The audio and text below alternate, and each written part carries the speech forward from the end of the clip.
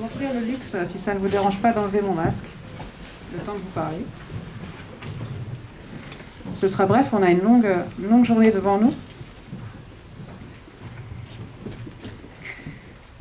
Voilà, monsieur le directeur de l'enseignement, monsieur le directeur général, pardon, de l'enseignement scolaire, monsieur le directeur général de la Fédération des établissements scolaires publics et innovants, mesdames et messieurs les membres de la direction générale de l'enseignement scolaire, je crois que parmi nous, nous avons même madame la chef de bureau de l'innovation. Oh, voilà. Ah ben voilà. Enchanté. Et ses collègues en charge du raccrochage scolaire.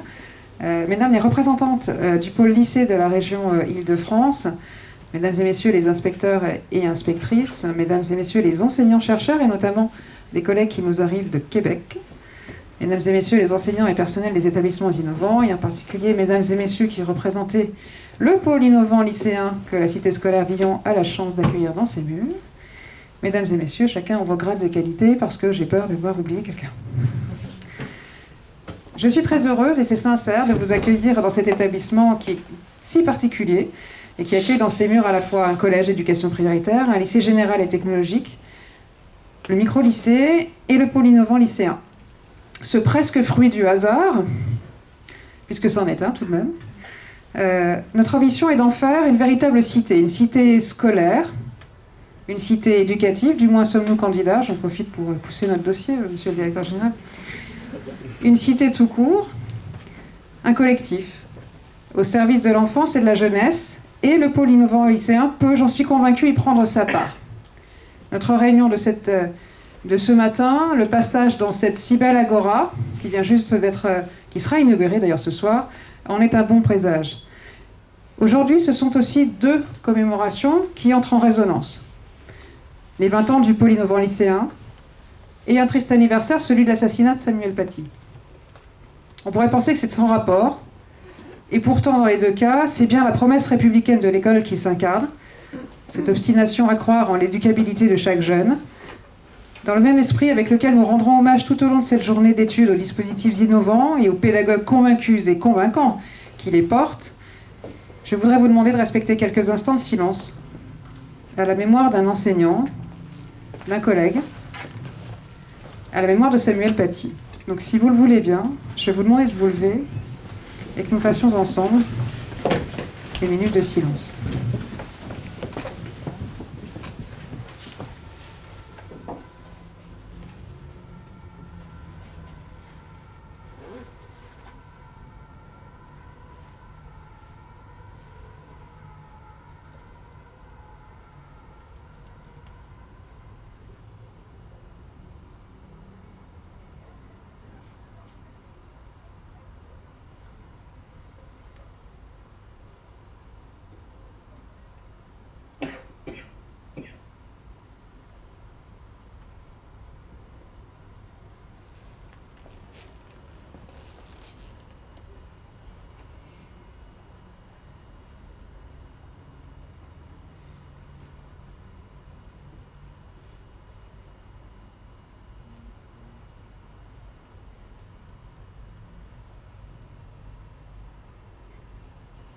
Je vous remercie.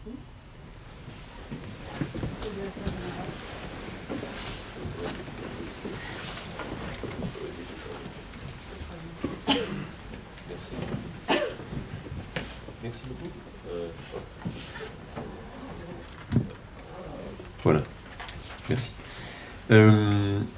Alors, je vais m'inscrire dans le prolongement immédiat des propos de Madame Poiser. Je vous remercie beaucoup d'abord de nous accueillir, collectivement. Et alors, je vais juste dire mesdames, messieurs, hein, si ça ne vous dérange pas, pour ne pas être trop long. Mais vous avez tous reconnu vos qualités respectives, qui d'ailleurs ne se résument pas à vos titres. Je rebondis sur ce qui était dit à l'instant.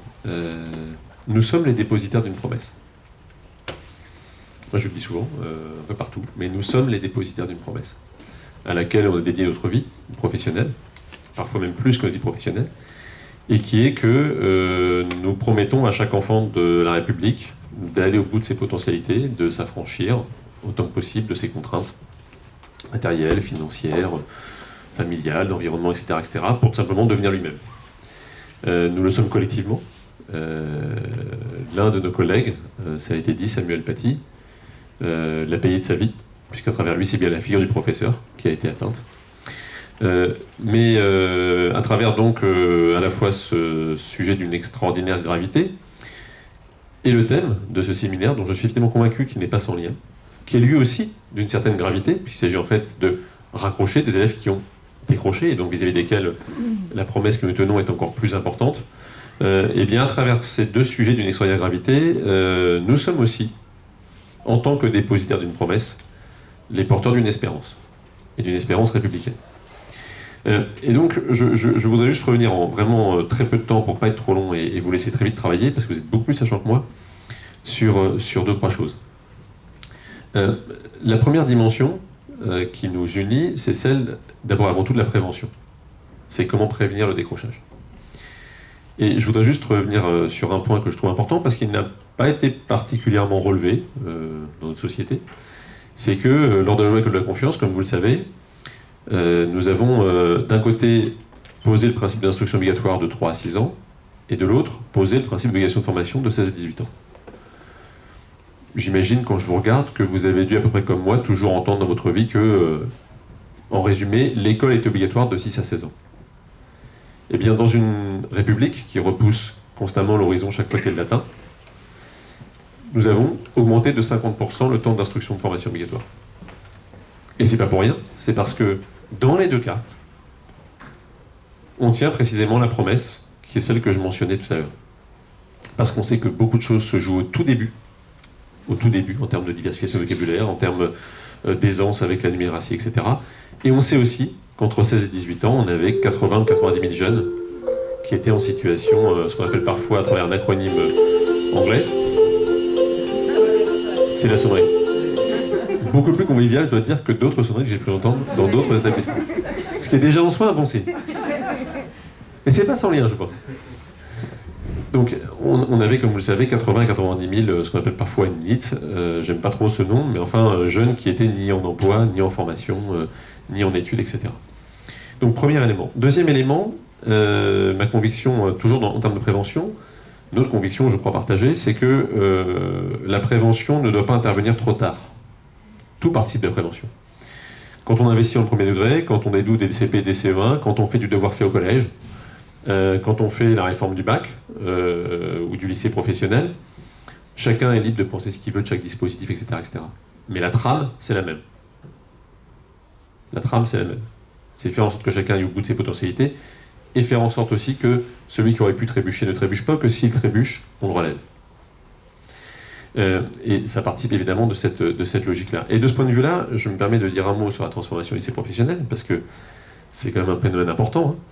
Quand on regarde notamment les familles de métiers, et qu'on va voir les jeunes qui sont en seconde professionnelle, on s'aperçoit en fait qu'ils décrochent moins qu'avant, statistiquement, en tout cas à ce stade, parce que tout simplement, ils ont le temps de se faire une idée sur ce qu'ils veulent faire ensuite, et de sélectionner en fin de seconde leur spécialité de première et de terminale. Donc, tout ça participe d'une même logique et d'un même combat. Parfois, même si on essaie de prévenir, il se trouve qu'on est en situation de guérir. C'est-à-dire qu'on a effectivement des jeunes qui ont décroché et c'est là qu'on vous retrouve. Ça fait 20 ans qu'on a lancé des dispositifs assez innovants, comme ici le PIL, comme les micro-lycées ou les micro-collèges. Et ces dispositifs, vous le savez mieux que moi parce que vous en faites partie, que vous en êtes l'âme, finalement, ces dispositifs marchent.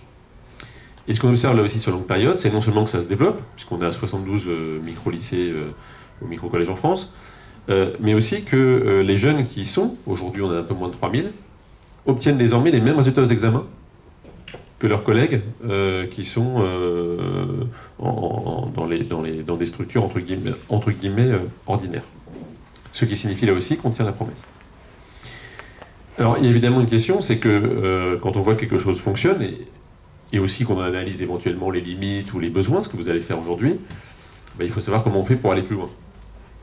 Alors aller plus loin, ça veut dire quoi? D'abord, ça veut dire que territorialement, il faut savoir continuer à ouvrir des microstructures partout où c'est nécessaire.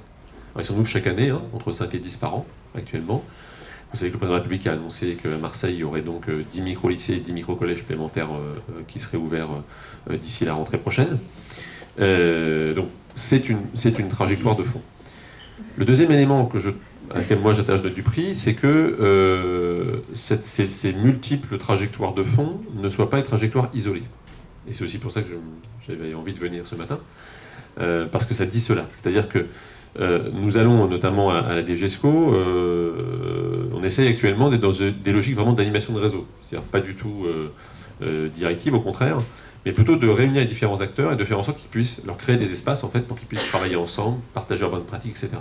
Donc les 72 responsables de microstructures, par exemple, ça peut être, on va essayer de créer un espace pour qu'ils puissent justement, et un temps pour qu'ils puissent se réunir, travailler ensemble, partager leurs bonnes pratiques, et qu'éventuellement, s'ils ont besoin de soutien de notre part pour ensuite déployer certaines choses, en cristalliser, en partager, aller plus loin, bref, en un mot, avancer ensemble, eh bien on puisse apporter autant que possible les moyens qui sont les nôtres pour le faire. Donc, moi je crois beaucoup en cette double phénomène. Alors je ne fais pas de comparaison avec des institutions beaucoup plus éminentes, mais enfin, on va dire d'élargissement et d'approfondissement. Élargissement par le nombre et approfondissement qualitatif et collectif. Voilà, donc je termine là-dessus parce que je ne vais pas être plus long, mais permettez-moi de vous remercier, et à travers vous, tous ceux qui travaillent sur ces sujets-là. Parce que parfois on oublie de le faire. On est le dépositaire d'une promesse et ça suffit à nous faire vivre. Mais comme on est dépositaire de la plus belle promesse, c'est pas mauvais de savoir aussi qu'il y a des gens qui le savent, qu'il y a des gens qui le reconnaissent, et que globalement d'ailleurs la population le reconnaît. Et donc une fois de temps en temps, de se faire dire merci, en toute sincérité, pour ce que vous faites, pour les jeunes que vous portez, pour les jeunes que vous tirez, pour tous ceux qui réussissent et qui font leur vie grâce à vous, ou grâce à vos collègues. Et j'avais aussi, voilà, très très modestement envie de vous dire ça en ce jour si particulier, où on doit se souvenir de ce que c'est qu'un professeur, de ce qu'est la figure du professeur, de son caractère extraordinairement singulier et prometteur, et de ce qu'on lui doit tous, individuellement et collectivement. Voilà, je vous souhaite de très bons travaux.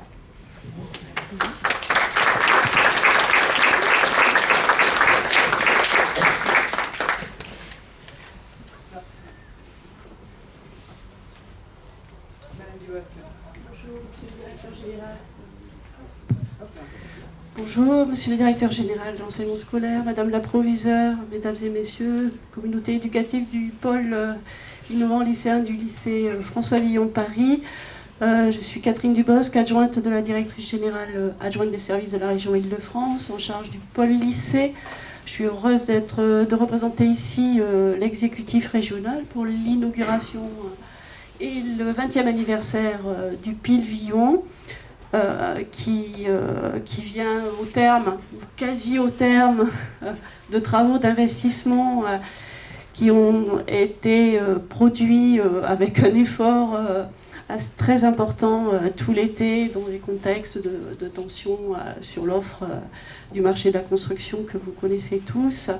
Donc un investissement d'environ 1,5 million d'euros pour permettre aux élèves du PIL Villon d'être enfin installés dans un établissement et de façon pérenne au terme de plusieurs années d'installation un peu itinérante et provisoire de lycées d'accueil en bâtiment modulaire. Et donc pour être installé, j'espère que cette installation répondra à vos attentes pédagogiques. Nous resterons constamment à votre écoute, vous le savez, pour tous les détails techniques, matériels et bâtimentaires qu'il faudra régler. C'est ainsi que va la vie des travaux.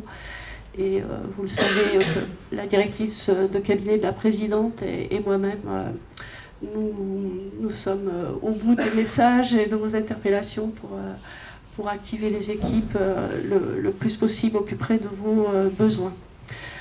La région Île-de-France aussi a travaillé depuis 2 ans et souvent à l'initiative des micro-lycées, en particulier celui de votre établissement, madame la proviseure, et de votre gestionnaire qui est un ardent défenseur de la structure, pour socler définitivement dans la dotation globale de solidarité des établissements qui sont des établissements support des micro-lycées, donc socler dans la DGFL.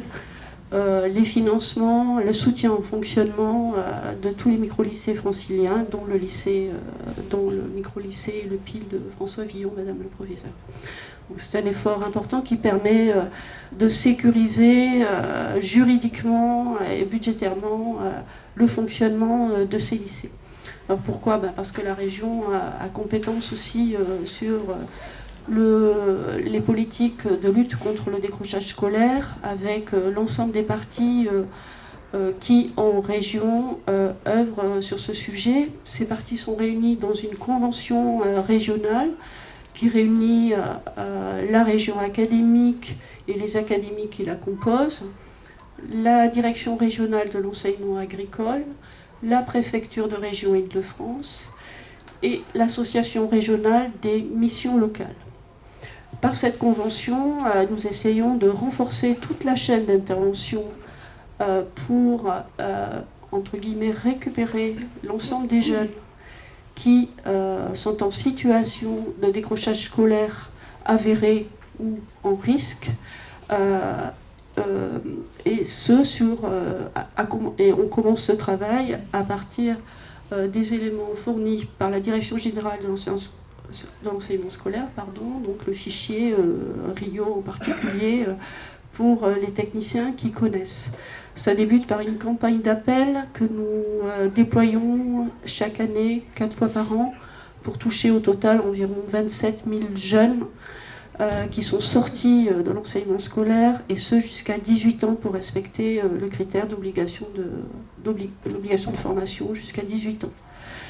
Ces campagnes d'appel doivent ensuite être suivies par des prises en charge sur le terrain, premièrement et prioritairement par l'éducation nationale et nos collègues dans tous les CIO, ensuite par les missions locales, mais aussi et enfin par les groupes opérationnels du plan régional d'insertion des jeunes, le PRIGE, et ces groupes opérationnels qui se déploient sur l'ensemble du territoire francilien et prioritairement sur les quartiers politiques de la ville. Pour renforcer cette chaîne d'intervention, l'ensemble des parties à la Convention se sont mis d'accord pour réunir le 25 novembre prochain les assises de lutte contre le décrochage scolaire, ou les assises pour la réussite ou pour le raccrochage scolaire, ce qui est peut-être une acception plus positive.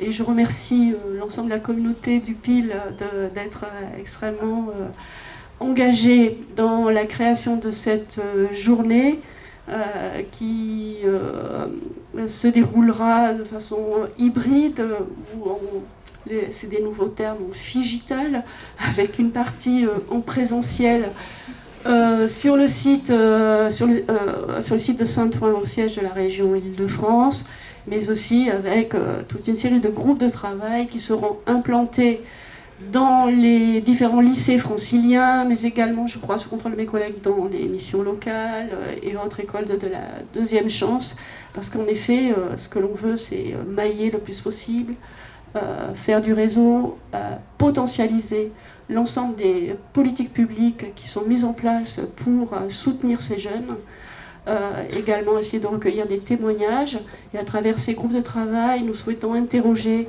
les questions de l'innovation pédagogique, de l'individualisation pédagogique, de l'évaluation de nos politiques publiques, et bien évidemment le sujet de l'orientation, et en premier lieu celui de l'orientation dans la voie professionnelle.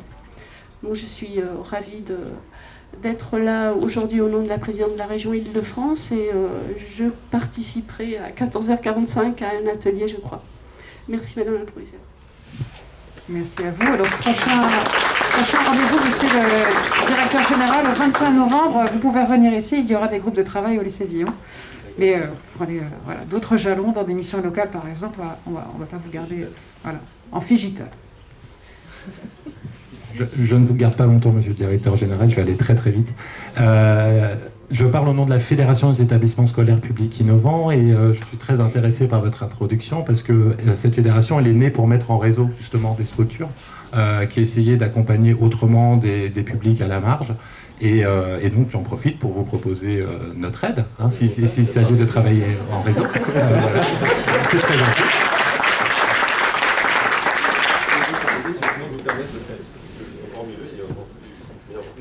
Eh ben, c'est formidable. On est ravis de pouvoir contribuer à partir de notre énergie et puis de notre expérience ici.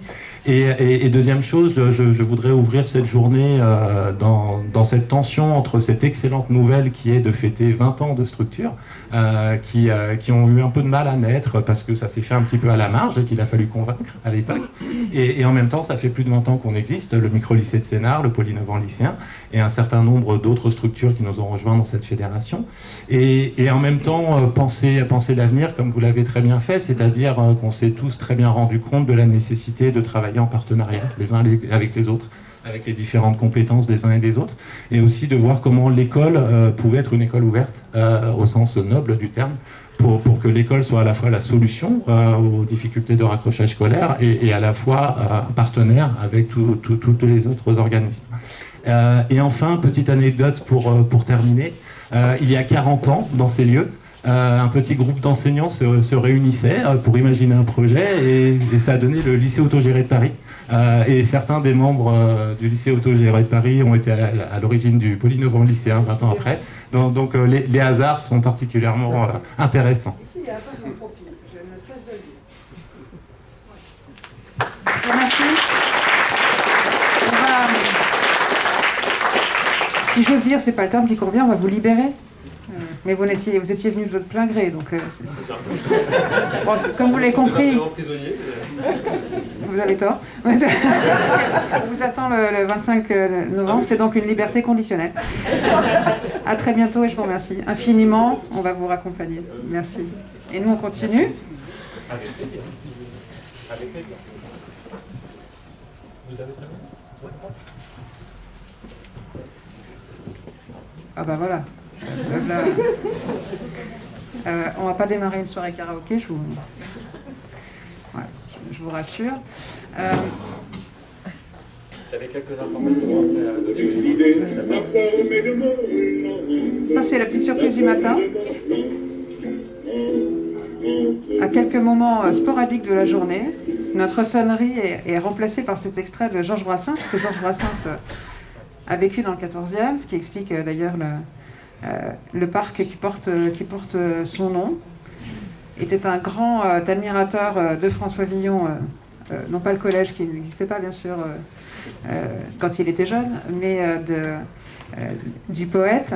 Et comme c'est une journée particulière, on a décidé de mettre cet extrait, Mourir pour des idées, mais de mort lente. Voilà. Et normalement, vous devriez être sain et sauf à la fin de la journée. Pas d'inquiétude.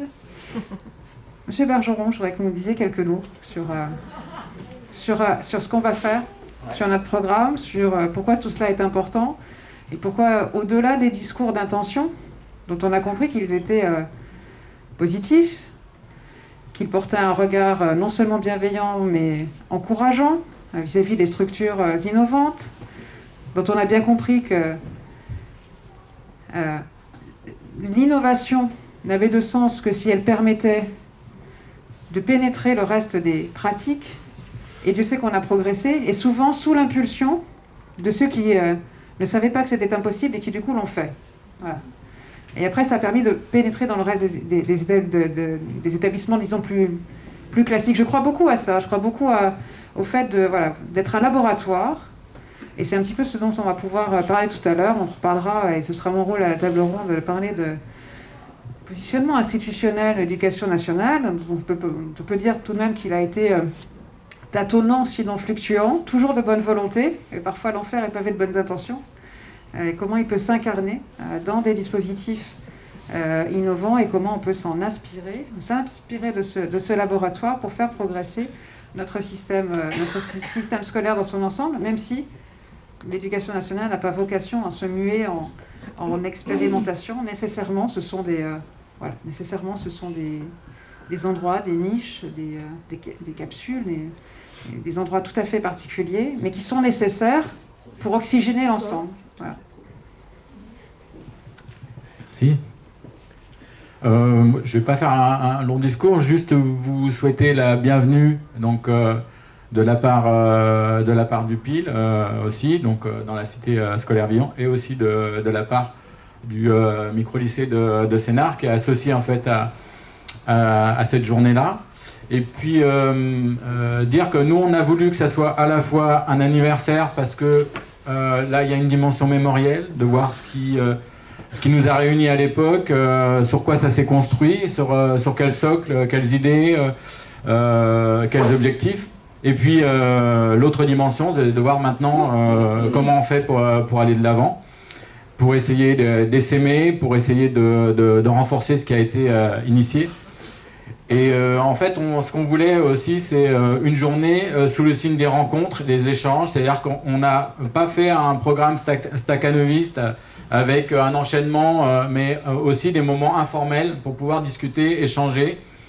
Parce que trop souvent, dans les espaces de formation, on n'a pas suffisamment le temps de parler les uns avec les autres. Et on pense vraiment que dans la construction des réseaux et des complémentarités, il faut organiser ces espaces. Bon, voilà, je n'irai pas plus loin. Juste quelques éléments sur la journée. Donc l'idée, c'est de se répartir après dans 5 ateliers. Donc les noms des participants sont indiqués. Donc vous essayerez de retrouver, normalement, il y a un fléchage, une signalétique qui a été mise en place. Votre atelier. Donc, commencer à 10h30 et s'en tenir pour maximum finir à 12h15, 12h30 s'il y a encore des discussions de couloir. Mais nous, en parallèle, ce qu'on souhaitait faire, c'est faire une restitution un petit peu originale des ateliers.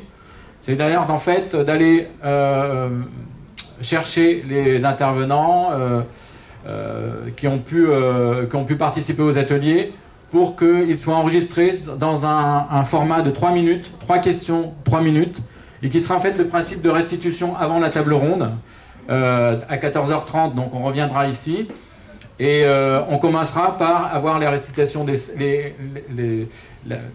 la projection des 5... bon, je laisse Georges un peu.